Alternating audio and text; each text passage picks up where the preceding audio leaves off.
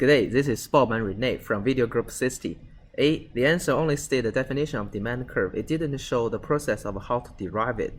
Then the definition of reservation cost is incorrect. It should be the individual is willing to pay for a certain good, not willing to pay to buy more units. With that, the statement of the consumption decision is also incorrect, all highlighted in red.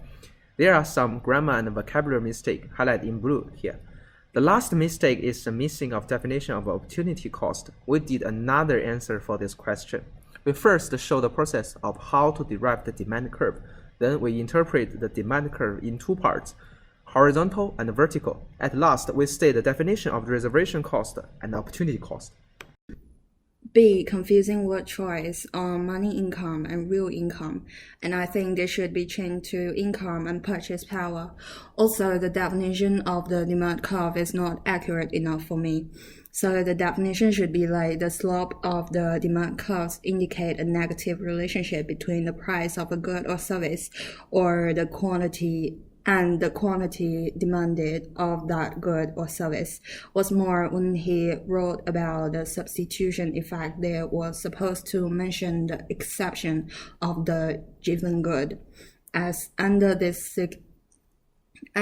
situation, the demand of a good or service still increase, even if the price of the good goes higher. However, this answer did mention the three factors that affects the shape of a demand curve, and there are some detailed description of how the three factors determine the shape of a demand curve.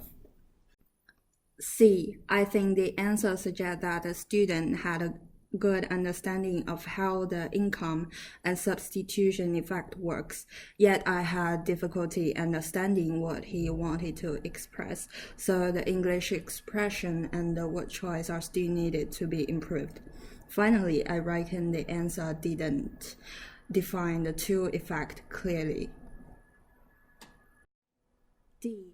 The answer of this question is wrong at first, and the correct answer is 4/3.